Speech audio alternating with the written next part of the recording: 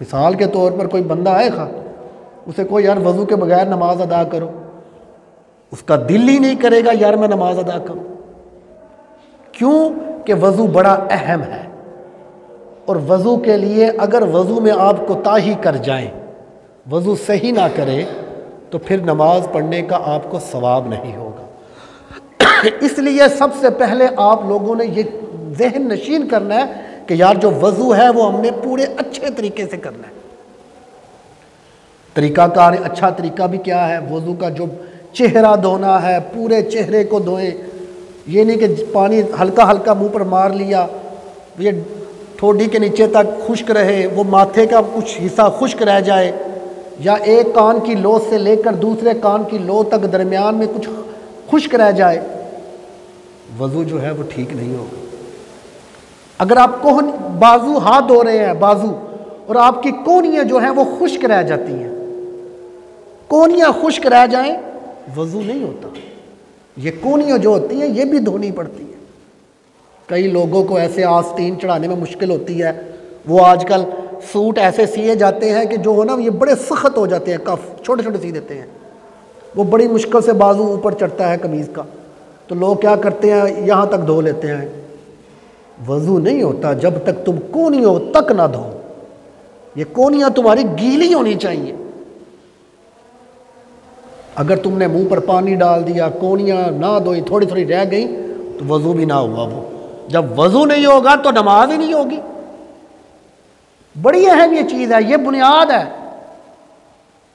عبادت کے لیے۔ سب سے پہلی بنیاد یہی ہوگی کہ تمہارا وضو اچھا ہو، تمہارا سر کا مسح کیسے ہو رہا ہے، اچھی طرح ہاتھ گیلے کر کر سر کا مسح کرو، کولی کرنا، ناک میں پانی ڈالنا، یہ سنتے ہوگی نا، فرض میں بتا رہا ہوں۔ اگر آپ نے پاؤں دھوئے ہیں، پاؤں، تو پاؤں جو ہے وہ ٹخنوں تک آپ نے پاؤں دھونے ہیں، جسے گٹا کہتے ہیں، گٹے تک پانی اچھی طرح گیلا کرنا ہے، نہ پیچھے سے سوکھا رہ جائے، نہ پاؤں کے نیچے سے کوئی چیز سوکھی رہ جائے، بلکہ آپ کی جو پاؤں کی انگلیاں ہیں ان انگلیوں کے اندر بھی پانی جانا چاہیے۔ اکثر اوقات ایسے دھو لیتے ہیں، فٹافٹ پاؤں دھو لیے، دونوں پاؤں دھو لیے، انگلوں میں پانی نہ گیا تو وضو نہ ہوا۔ پاؤں کی انگلیوں میں، پاؤں کی انگلیوں میں ہاتھ کی اس کے ساتھ خلا کریں، ادھر پانی جائے، ان کو دھوئیں، جب وہاں تک پانی جائے گا پھر آپ کا وضو ہوگا۔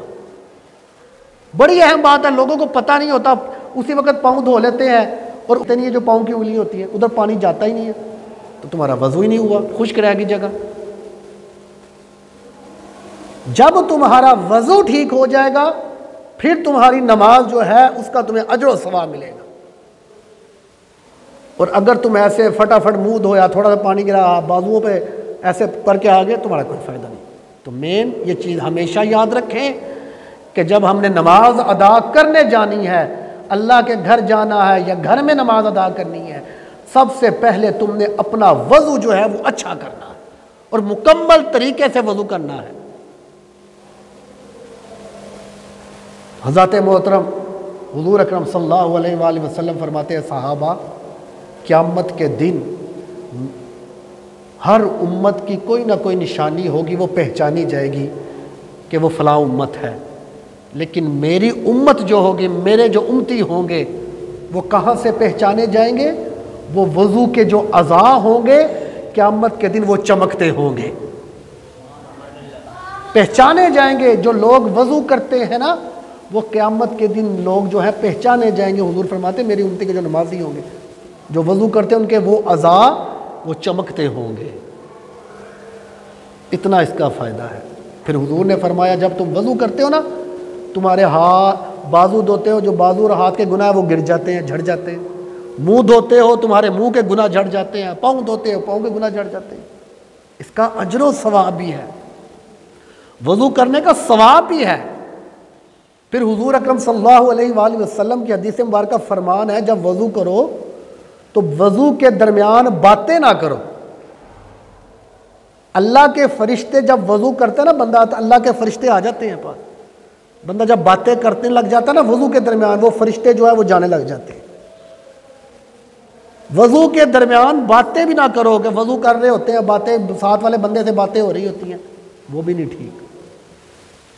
اجر و ثواب جو ہے نا وہ کم ہو جاتا ہے۔ وضو کرے تو پھر نماز ادا کرے، اور نماز جو ہے وہ بڑے احسن طریقے سے، اچھے طریقے سے ادا کرے۔